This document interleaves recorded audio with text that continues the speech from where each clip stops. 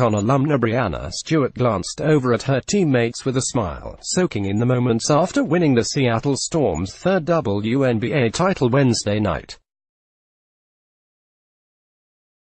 She had just accepted the WNBA Finals MVP trophy, and was still in shock from the 98-82 Game 3 win over the Washington Mystics. They had done it. After years of work and planning and back-to-back #1 draft picks, the franchise had found a way to bring the trophy back to Seattle. And for Stewart, the second of those #1 picks, there was one person above all others that she wanted to share the moment with. Fellow former Husky and 16-year veteran Sue Bird. "Sue's done everything for me," Stewart told ESPN reporter Holly Rowe after the game. "She's kind of helped me get to this point, and like you said, if there was one person on this team that I wanted to win it with, it was her. And I hope that we can do it many, many more times." Fans of the former Huskies paid close attention to the championship game.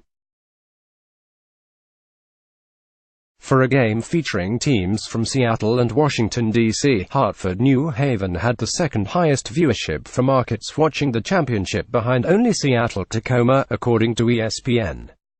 Stewart and Bird have each had a remarkable year, culminating in a magical end to the season that's been years in the making for the franchise. For Bird, the season was proof that she made the right decision a few years back when her contract was nearing its end. She had always wanted to spend her entire career with one franchise, but the Storm's last championship was in 2010 and before that 2004. The team was young, and Bird knew they were rebuilding, but she chose to stay. With Bird, the Storm added 2015 #1 draft pick Jewell Loyd and then Stewart a year later.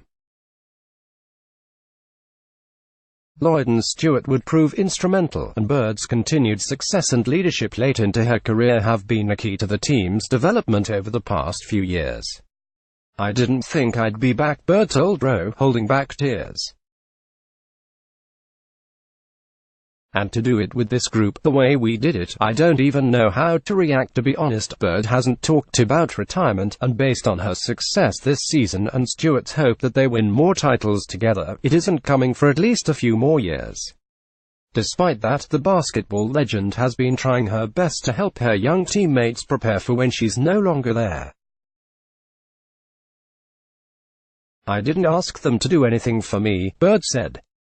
"This wasn't about me. This was 100% about them, and just trying to grow them up quick. I just wanted to bridge that gap as fast as I could, and they've been great. They trust me, they trusted me from day one. And that's all a point guard needs." For there, they made it pretty easy. The Storm got the first taste of life without Bird in the semifinals when she broke her nose and had to sit out the remainder of Game 4 against Phoenix. Seattle ended up losing that game by 2 points, and in an essay for the Players Tribune, Bird said that she was proud of the team for proving it could do it without her, something she's been pushing them to realize all season. "She's confident in this team, whether she's on the floor or not. Out of all of the crazy moments in the Storm series against the Mercury, arguably the most intense 5 games of the entire playoffs, Bird's Game 5 takeover will likely be the most memorable."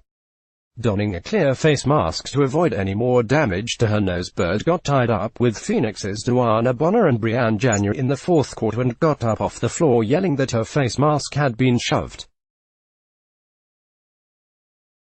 It was a rare show of emotion from a normally reserved Bird, and the 14 points she dropped in the fourth, including 4 three-pointers, to send the Storm to the finals set social media ablaze. Lost in all of that Game 5 commotion was Stewart's strong performance, something that Bird said happens often. Stewart is fairly reserved on the court, and her quiet dominance can be taken for granted. In Game 5 of the semifinals, she had 28 points. For any player in the league, that's a lot, but for Stewart it's become almost expected. Stewart was named the WNBA MVP ahead of the playoffs after averaging 21.8 points, 8.4 rebounds, 2.5 assists and 1.4 blocks. On Wednesday night she had 30 points and 8 rebounds, and throughout the series she averaged 25.7 points. The season has not only been her most successful, but her most transformational. A little over a year ago Stewart opened up about her past, sharing with the world that as a child she had been sexually assaulted by the husband of a relative. The decision to speak publicly about a very private part of her life and the outpouring of support afterward have given her a sense of freedom, she said. In July, Bird said that she believed Stewart opening up about her past had a connection to the maturity she's seen in her this year, also noting that on the court, she seemed more confident and driven.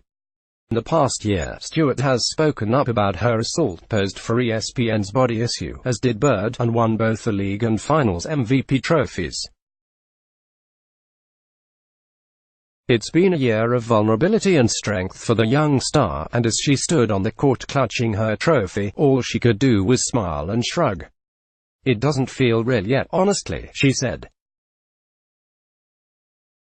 "We had a goal and that was to win a championship, and every one of us, 1 to 12, the coaching staff, our entire staff helped us reach this point. I mean, we're the Shoms.